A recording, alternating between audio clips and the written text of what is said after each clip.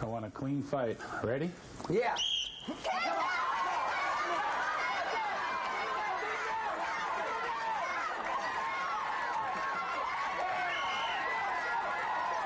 Wrestling with Richard Simmons will not be seen tonight, so that we may bring you the following episode of Almost Live.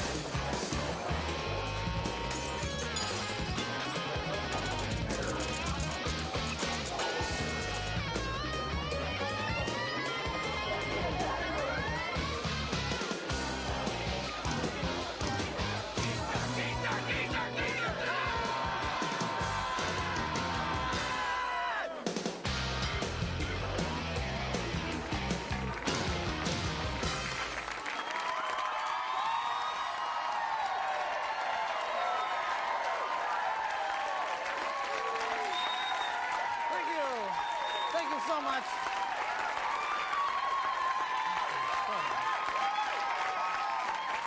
It's a straight, yes. I know everybody here is, I know there's a lot of excitement in the studio tonight. Lots of excitement. Although, I have to say, it's getting a little inappropriate. No, it's okay. It's good. It's good. It's kind of a people are giddy. Is what's happening. It's kind of a strange week because it's that time of year we just set the clocks back. The days are getting shorter, and everybody's in that weird happy sad thing. Everybody's like everyone's going around saying, "I love it. I love the weather now. It's so bright and clear." And my furnace kicked in for the first time and blew dust and rodent hair all over the house, and it's good. And I guess I should have fixed the roof, but now it's too late. And there's that beautiful frost all over everything, and in the morning I shot myself in the eye with a de-icer, and it's like, and I've been on there you go, yeah. Apparently that has more significance to other people in the audience. Anyway, the main thing is that everyone's been on a week-long sugar jag from the big bowl of leftover Halloween candy, and that's the problem that I think we're seeing here tonight. And yes, Halloween is that holiday that keeps on giving, and it's time to look forward to Thanksgiving and the other holidays, and that means it's time to put Halloween behind you. And to help you do that, here's Bill Stainton and Nancy Guppy. Thanks, John. Okay, if you're like most people the week after Halloween, you are stuck with two things: a rotten pumpkin and a bunch of leftover Halloween candy. Not quite rotten enough. And you're probably wondering what to do with all that damn candy, but don't panic. Here's a great recipe for a lovely Halloween casserole. Nancy's going to help me out here. The first thing you want to do, Nancy, is start your red laces boiling, your red licorice laces. Now, you're going to want to boil these for about 3 or 4 minutes or until al dente is the term.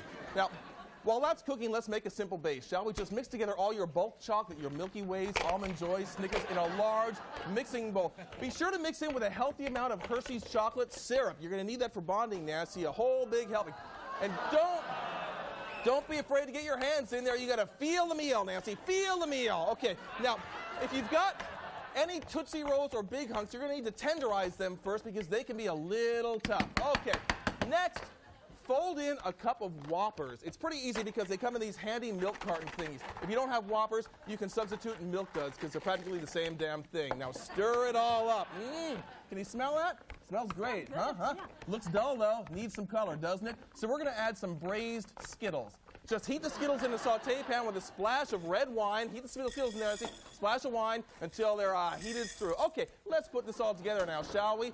Get out your 9-inch by 9-inch baking pan. You're going to need that right away. And start with a layer of the chocolate base in there, followed by your boiled red laces. Then add the braised Skittles. Get on it, Nancy. Now, here's a good tip. If you want kind of a southwestern Santa Fe style casserole, sprinkle in some hot tamales. Here, hot tamales, Nancy. Ay, muchachos y muchachas, vamos a tener una comida muy elegante y deliciosa para satisfacer nuestra hambre. Finally, top your casserole with pixie sticks powder and bake at 350 degrees for half an hour or until the juices run clear. Then garnish with a sprig of parsley and you have a wonderful main course. How about a side dish? Here's an easy medley you can make in a jiffy. Just take all your leftover candy corn, believe me, there's going to be a lot of it, mix in any applets and cotlets you were foolish enough to buy, and then toss in the Brock's Orange Marshmallow Peanuts. Now, incidentally, you can also melt these peanuts down to make a great caulk for the tub. Pour the medley into your Cuisinart and puree, puree, puree. There we go, puree it all. Now, once that's done, that's close enough. Take the entire mixture and throw it away, because who the hell wants to eat that crap? Am I right, huh? Bon appetit. Back to you, John. Well, thank you. Thank you very much, Bill. Thank you very much, Bill and Nancy. And I certainly hope that Nancy is getting the medical attention that she apparently needs at this moment. Well, we've got an election in a couple of days. It's not quite as momentous as the one they had in Canada last week. You know, they were voting to see if Quebec would secede and tear their country apart. It's not that bad here. Although, last week, the King and Queen of Norway toured Ballard and got everybody whipped into a frenzy. And, you know, they were talking about seceding, and then everybody had some casserole and shots of aquavit, and everything sort of calmed down. Although it is kind of a strange election. On one hand, there's the initiative to pay landowners who have their land unfairly taken away from them. Now, wouldn't you think that that would be the one that the Indians would be backing? But no, they're backing the casino initiative and offering to send us all $100. It's a little hard to figure out, you know. I know what I'm going to do with my $100. I'm going to buy fireworks. Just keep it in the system, you know. Anyway, we thought you should be better informed about the initiatives that you'll be voting on, so we gathered up a whole bunch of the advertisements so you could see them all at once. Take a look. Casinos and slot machines are not the answer. Support Initiative 650, which reads, "Shall it be okay if Indian reservations just print money if they need it?" Hi, I'm a Native American who doesn't want my sacred homeland turned into another gambling casino. Just let us print the money as we see fit, and we'll still sell you the cheap cigarettes. Initiative 650. They'll still sell us the cheap cigarettes. We'll still sell you the cheap cigarettes. The Mariners are a great team. Let's make them greater. Support Initiative 51. Shall the state get some really good scissors and cut off the crap that passes for hair hanging out the back of Randy Johnson's cap? Don't refuse to lose that hair. Vote yes on 51. Sex between two consenting adults is a beautiful, healthy, and natural experience. Unfortunately, it's also an experience that some adult males have not and probably will not ever get to share. That's wrong, and it's also unfair. Initiative 697 encourages the women of Washington State to share the love, because, after all, it's the right thing to do. Initiative 697, to share the love. Paid for by a couple of guys on a lifelong losing streak. A message from the committee for Initiative 195. Hi, we're the committee to beat the crap out of Leonard. They told us we needed a couple hundred signatures to get it on the ballot, and we did, because Leonard has been pissing off a lot of people around here. But to make it 100% legal, we need your vote. So we're asking you to vote yes on Initiative 195. Shall we beat the crap out of Leonard? With your vote and God's help, we will. Thank you. This is Courtney Love, rock star, Seattle resident, and the reason for Initiative 47. Shall a landowner be compensated by the government if his property value is decreased because of living next to Courtney Love? And also, will the government call Courtney from time to time and tell her to keep it down? The Seattle Times says, rock and roll, what's that? The Seattle Weekly says, and Courtney Love says, I'm gonna kill you! Oh my God! Hello. I'm Leonard's mother. He's really a good boy. He's just a little confused. Please don't beat the crap out of my boy. Shut up, Leonard! Don't beat the crap out of Leonard. Leonard Chairman. All right, we've got a great show for you tonight. Stay with us, and we'll be right back.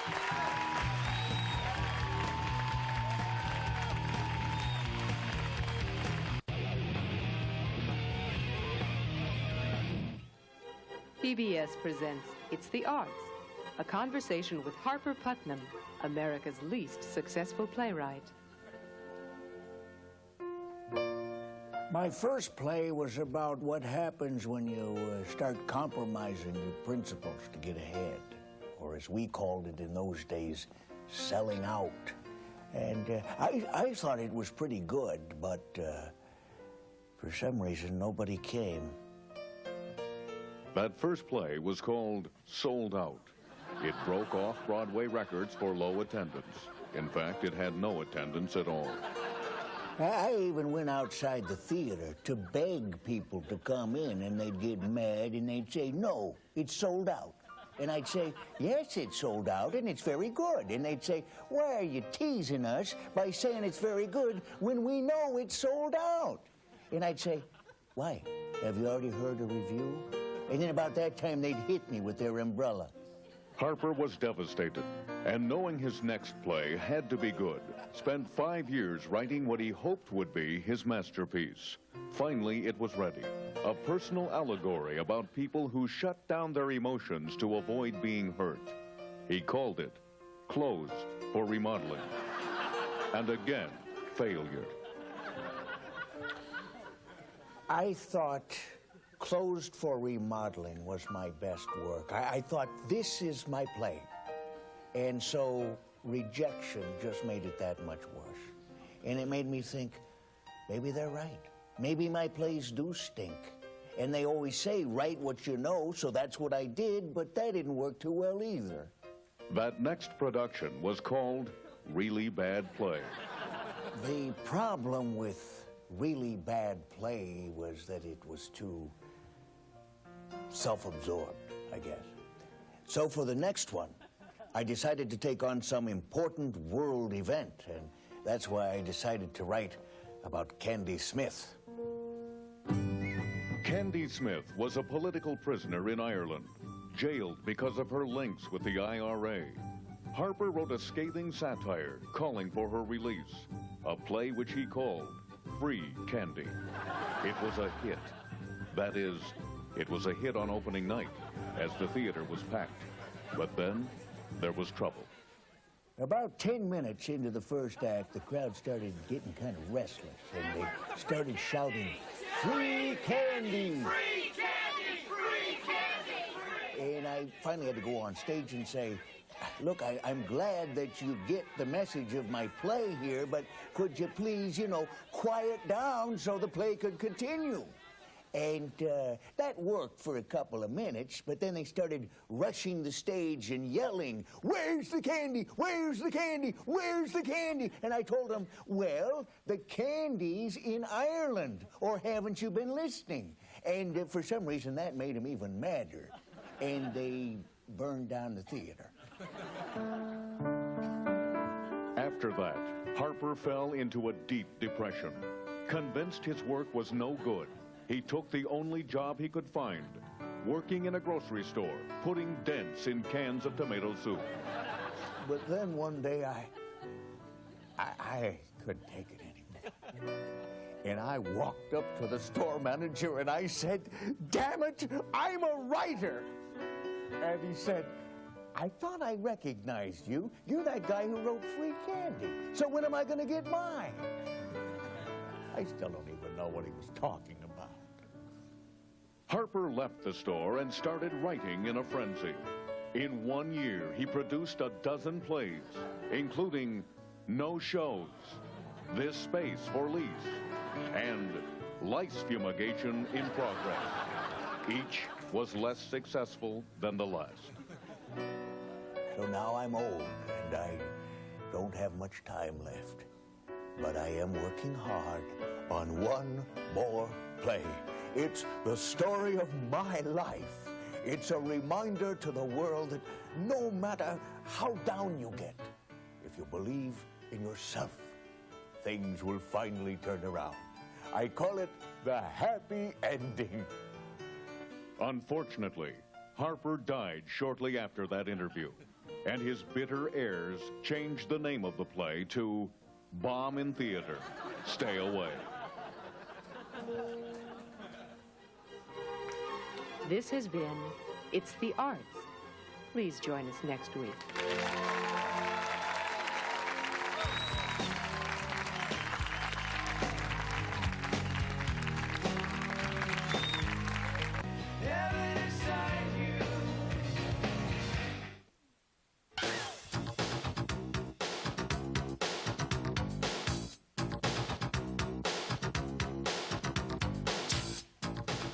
evening. This is the Late Report. Well, some officials are saying that the passing of Property Rights Resolution 48 could mean an end to theme towns like Leavenworth. And once you lose one fake Bavarian town, the other fake Bavarian towns are bound to follow. Well, the Seattle Thunderbirds ice hockey team unveiled its new mascot Monday at the Key Arena, a creature called Cool Bird that was hatched from a giant egg. In fact, it was the same egg the Sonics laid during last year's playoffs.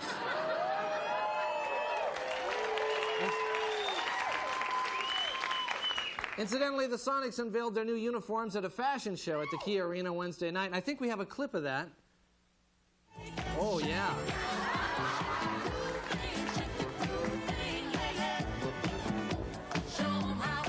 Good. Looks like a winning season ahead of us, yeah. Well, a Federal Way man was discovered tapping into a church's phone line to make international phone sex calls. Now, he claims using a church line was entirely appropriate because his side of the conversation consisted solely of the words, "Oh, God! Oh, God! Yes! Yes! Yes! Yes!" At its annual shareholders meeting last week, Microsoft was challenged to diversify its all-white male board of directors. A Microsoft spokesman said, "That's a good idea because we sure haven't been doing too well the last 10 years with just white men running things." The U.S. Fish and Wildlife Service officials plan to kill and then study 40 ducks from around Commencement Bay in order to figure out why their numbers are declining. And a spokesman says, "That's only the beginning. We'll kill them all if we have to." The Seahawks threw 4 interceptions and fumbled 8 times in last week's loss to Arizona. Finally, we're starting to see some improvement. A video voter's guide has been running on Municipal Channel 28 to aid those who have difficulty reading and understanding the printed version. The program is said to be quite an improvement. I think we have some of that, don't we? Yes, there it is.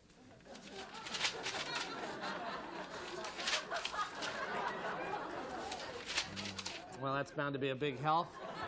And now here with a comment on one of this week's big news stories is Tracy Conway. Tracy? Thank you, John. Thank you.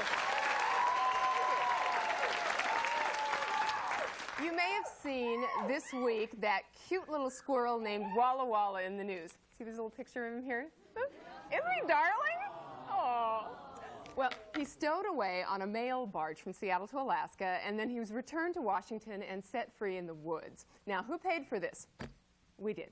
The Committee to Save Really Cute Animals. And we need your support to save even more really cute animals around the world. Now, which animals do we consider cute?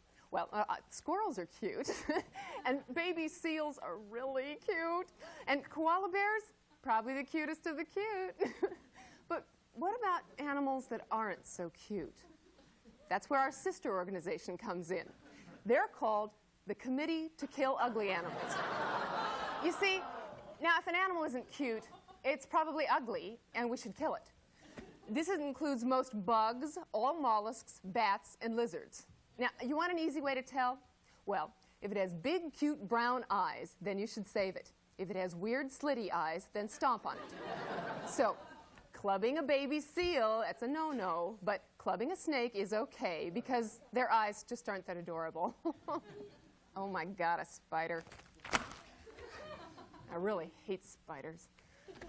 Anyway, help us save the really cute animals and destroy the hideous, repulsive ones. Thank you. Thank you very much, Tracy. Thank you. Finally, Snohomish County Sheriff Patrick Murphy has been charged with 4 counts of illegally obtaining prescription drugs. Now, the sheriff says it's all part of his master plan to become mayor of Washington, D.C. This has been the Late Report. Don't go away, because we'll be right back.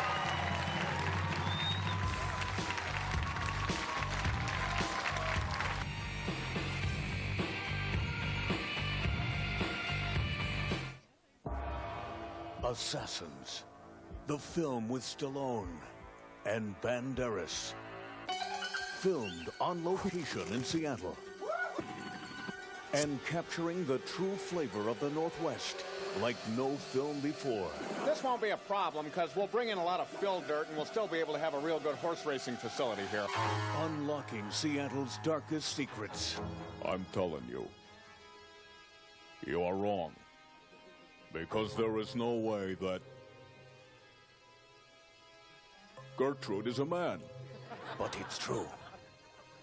About Gertrude. J.P. Patches told me so himself. You gotta tell me you're kidding about this. Yep. I was just kidding. A city of hard choices. The Nordstroms half-yearly sale is underway and you're coming with me. Could we stop off at Ivers first? How about we make it Spuds?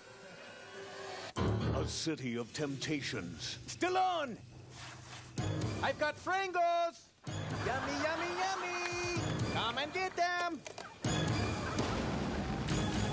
A place of bewilderment. Wait a minute. This isn't working. I can't run Windows 95 on my Macintosh. Oh, no! A city of bold promises. I am going to recycle you to charity.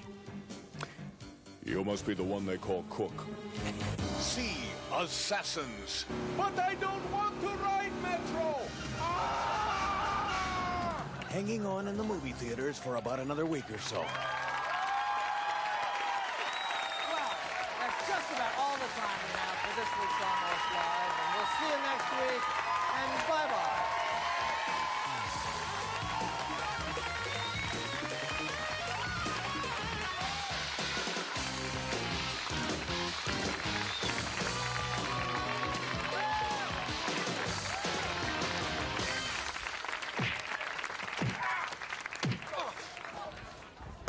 Hey, we found Leonard, so let's just say the initiative passed. Never mind.